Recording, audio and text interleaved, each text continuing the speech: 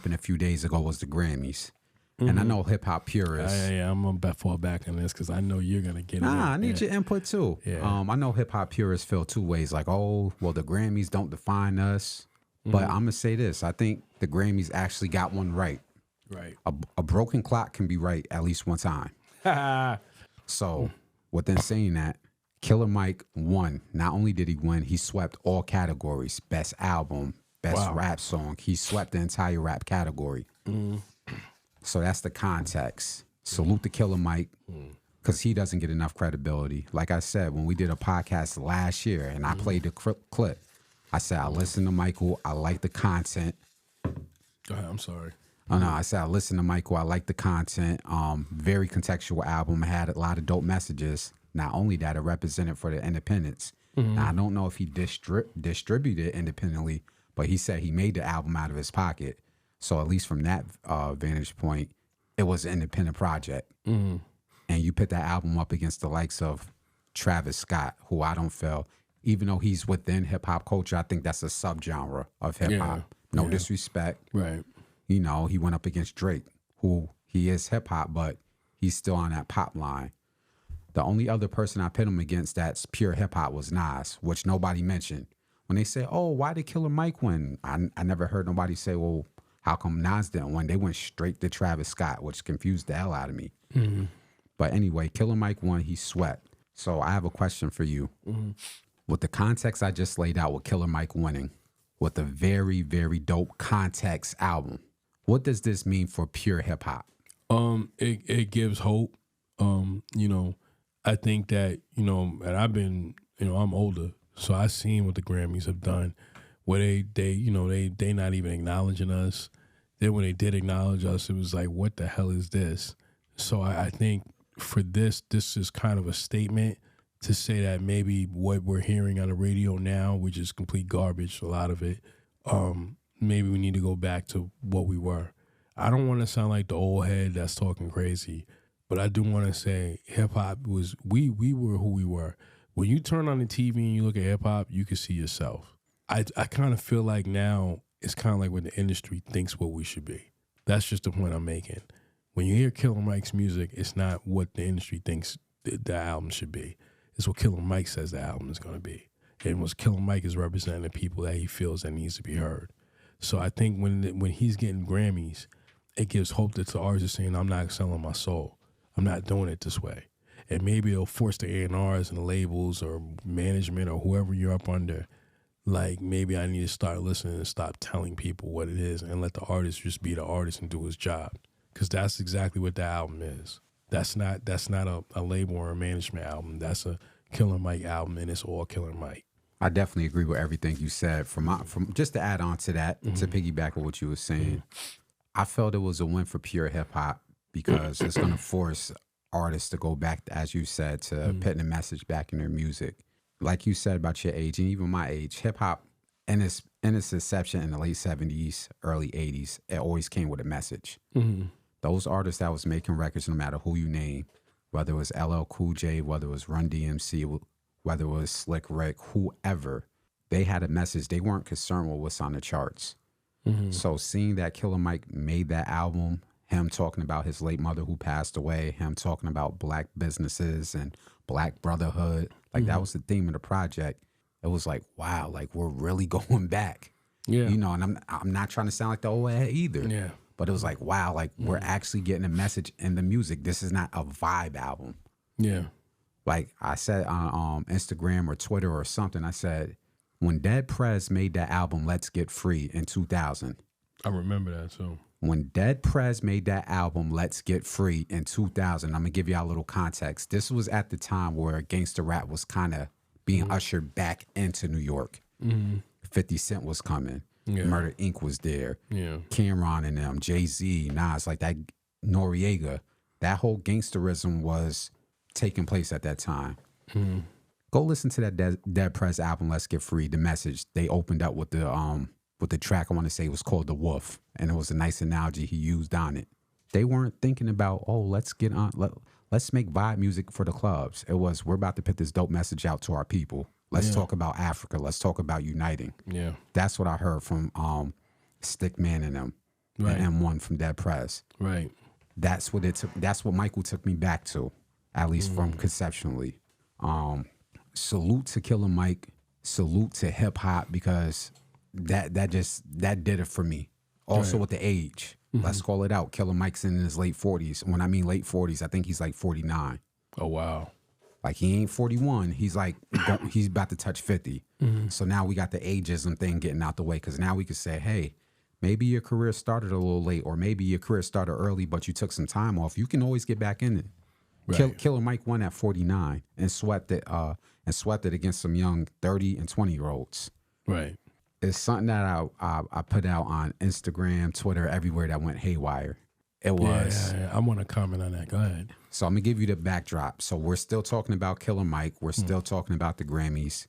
A clip that I put out on Facebook, Twitter, everywhere, hundreds of thousands of views. It was for the content creators that's within hip-hop culture, that's monetizing their platform, meaning they're making money on their YouTube, they're making money on their Twitter by talking about hip-hop, but don't know the basic knowledge, and they're asking, who's Killer Mike? How did you feel when you started seeing all these content creators? Forget their age. Yeah. And some were black and some were white. So I'm not throwing it all on the non-black. It was some black people too. Right. How did you feel about that? Who was Killer Mike? I felt that was clownish. What do you mean you don't know Killer Mike? He's part of Dungeon family. What are you talking about? He been on records with Outkast. Y'all don't know that? He was on a record with Jay-Z. Y'all still, you know, because they hooked on I don't know, no disrespect to Baby and what's the other dude's name that's getting locked up? Young Thug and all, you know. But y'all don't even know that. See, this goes back to, this is the one point I want to make, because I'm not gonna go all over the place.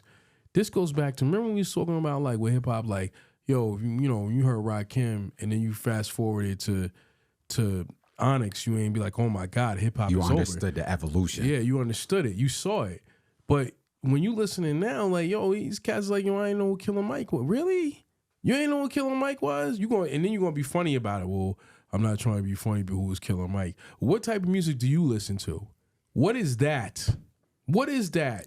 And then here's responding to all the people, well, they're between the ages of 18 and 25. Look, I understand there's a generational divide, but I'm going to stick with the same point. You jumped in our culture, whether you're black, white, or Hispanic. Facts. You wanted to monetize your YouTube. You wanted to make money on TikTok. You got to look. I'm gonna give an analogy. Anytime you go on a job interview out in corporate America, they tell you to do one thing before the interview: research the company. Facts. Because they're gonna ask you a question about the company in the interview, and if you act like you're informed about the company, it raises your chances on getting the job. Super facts. So why would I jump into any genre, anime, R&B, whatever, and start trying to monetize my platform and I don't know the basic one-on-one knowledge of that genre? I wouldn't jump into country music because I don't know the history of country music. Right. I wouldn't jump into rock and roll like that. That's not my strong point. Right. Even though I know it comes from us, that's a whole nother topic. Yeah. But I'm not going to try to create a TikTok tomorrow and start trying to bring up historical facts about rock and roll because I think I can hit the monetize button. Right. That's what those cats are doing, and it's disgusting no matter your ethnicity, because I saw a couple black cats too. Kai Cenat, I know he's young, but he has too big of a platform. Really? Young black kid he's a streamer. He got like 5 million subscribers on everything he has. Didn't he do something? He did the Nicki Minaj interview and they got Ellie Wilson tight, right? Yep. Yeah. But it's just a point. So when I kept seeing people commenting, well, what do you expect the 18 to 20? I'm not talking about the average 18 to 25-year-olds. But as soon as you call yourself media, you have to research. Right. You have to research. You have to read. You have to learn and keep learning. We're in hip hop, right? I don't know all the 20-year-olds. Yeah. But just in case we got to interview him one day, you don't think I'm researching who D-Thing is from the Bronx that just got signed to French Montana? Got to. You don't think I'm researching who Zay Osama is? Got to. I might not listen to him, but because we're in media, I got to at least know the basics of the 20-year-old drill culture. Yeah. Just in case we have to speak about it. Right. That's what I felt about this whole who's Killer Mike. Especially you young black brothers. That dude just moved to Atlanta too not too long ago. That's what makes it even worse. You moved to this man's city. You moved to Atlanta talking about who's Killer Mike. That's crazy. That's super crazy. Before we move off the Grammys, moving forward, what would you like to see from the Grammys? I think let me say this, and I don't want this to sound bad as it's gonna sound, but I don't care. The hip hop culture has contributed a lot to the music culture, period. And I don't care when they say hip hop, they think it's just rap. It's not rap, it's R&B. There's R&B and there's rap and there's jazz. Let me not even get started. So hear what I'm saying. Can you just go in just a tiny nugget about that R&B? Yeah, because like, we could talk about Casey and JoJo and what the records was doing back in the 90s. Yeah, and man. how Puff was. I'll let you go. So you know, they don't really push when they get the Grammys like for R&B. Like Alicia Keys is hip hop. That's a hip hop. That's a hip hop kid. She just singing R&B records. Mm-hmm. It's the same thing with Usher and them. You can't separate the two. Did you not see the halftime Super Bowl show? We're going to talk about that. We're going to talk about that. Did you not see it? He had Little John. He had Luda. Let's not spill all of it. So you have hip hop that's intertwined with R&B. That's where they're all intertwined together. It's all intertwined together. I don't know if you notice, most of R&B artists and hip hop artists look alike. They all look at similar skin tones. So I don't think when you're trying to say, yo, they need to be acknowledged. And I think it's cool to have a BET award, even though we don't own it. Let me not even get started with that. But it needs to be acknowledged and respected more, and we need more airtime because clearly the numbers show that we deserve the airtime. Lil Wayne was popping off with platinum albums when the record labels were flopping and failing. I don't know what else, but wasn't country doing that. Mm. So I'm just gonna leave that there. It is what it is, man. So I'll end off by saying, once again, salute to Killer Mike. Yes. Salute to him on his Grammy win, sweeping the Grammys. And more importantly, salute to hip-hop, because I think this might have started something moving forward.